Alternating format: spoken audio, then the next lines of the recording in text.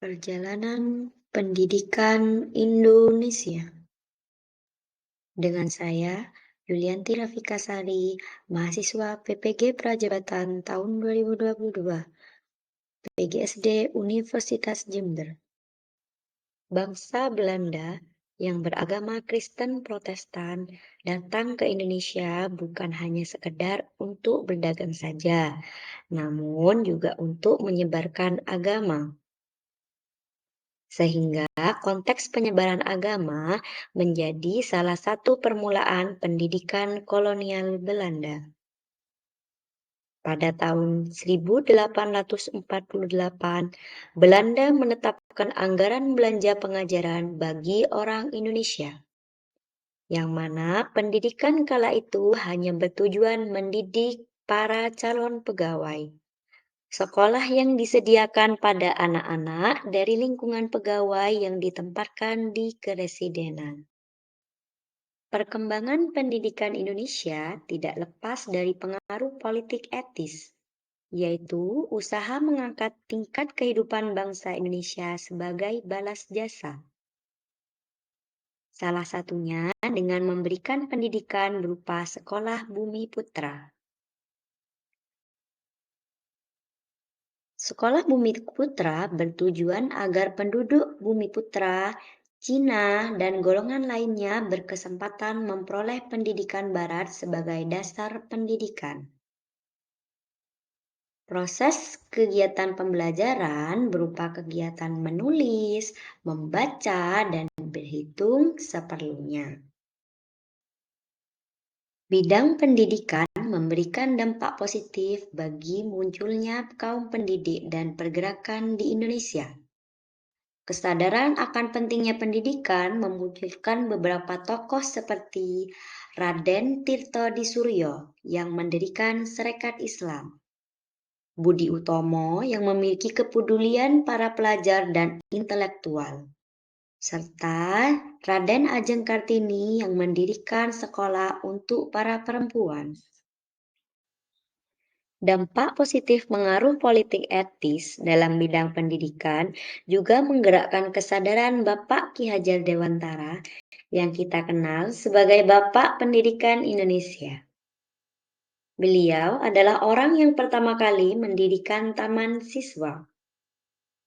Berkat beliau, pendidikan nasional mulai menemukan jati dirinya sebagai bentuk pendidikan yang berorientasi pada manusia sejati, manusia merdeka, yang berkaitan soal budaya, bahasa, adat istiadat, moral, baca tulis, berhitung, dan lain sebagainya. Pendidikan di masa pendudukan Jepang sangat dipengaruhi motif untuk mendukung kemenangan militer dalam peperangan Pasifik. Sehingga Jepang menerapkan beberapa pengelolaan pendidikan sebagai berikut. Yang pertama yaitu penghapusan dualisme pendidikan. Pada masa Belanda terdapat dua jenis pengajaran, yaitu pengajaran kolonial dan pengajaran Bumi Putra. Oleh Jepang, sistem seperti ini dihilangkan, sehingga hanya ada satu jenis sekolah rendah yang diadakan bagi semua lapisan masyarakat, yaitu sekolah rakyat 6 tahun atau Kokumi Gekko. Yang kedua yaitu perubahan tujuan pendidikan. Tujuan pendidikan pada masa pendidikan Jepang adalah menyediakan tenaga cuma-cuma dan prajurit-prajurit untuk membantu peperangan bagi kepentingan Jepang. Yang ketiga, yaitu proses pembelajaran digantikan dengan kegiatan yang tak ada kaitannya dengan pendidikan. Misalnya, mengumpulkan batu, pasir, dan lain sebagainya untuk kepentingan perang. Membersihkan bengkel-bengkel dan asrama militer, menanam umbi-umbian, sayur-sayuran di perakarangan sekolah untuk persediaan makanan, dan menanam pohon jarak untuk pelumas. Yang selanjutnya yaitu pendidik dilatih agar mempunyai semangat perang. Seorang pendidik sebelum mengajar diwajibkan terlebih dahulu mengikuti pendidikan dan pelatihan dalam rangka menanamkan ideologi dan semangat perang yang kurang lebih dilaksanakan selama 3 bulan. Selanjutnya yaitu pendidikan pada masa Jepang sangat memprihatinkan. Hal tersebut terjadi karena kondisi pendidikan semakin menurun dibandingkan pada masa penjajahan Jepang, terbukti dari berkurangnya jumlah sekolah dasar. Dan yang terakhir yaitu pemakaian bahasa Indonesia sebagai bahasa resmi. Bahasa Indonesia digunakan sebagai bahasa resmi maupun bahasa pengantar pada tiap-tiap jenis sekolah. Tetapi sekolah-sekolah tersebut tetap memperkenalkan budaya Jepang kepada rakyat Indonesia. Praktik pendidikan zaman Indonesia merdeka sampai tahun 1965 bisa dikatakan banyak dipengaruhi oleh sistem pendidikan Belanda, yang mana menekankan pada pengembangan jiwa patriotisme. Fokus utama pendidikan nasional lepas dari penjajahan yaitu untuk mencerdaskan dan meningkatkan kemampuan bangsa, yang tujuannya pada saat itu untuk mengisi tata kehidupan dan pembangunan.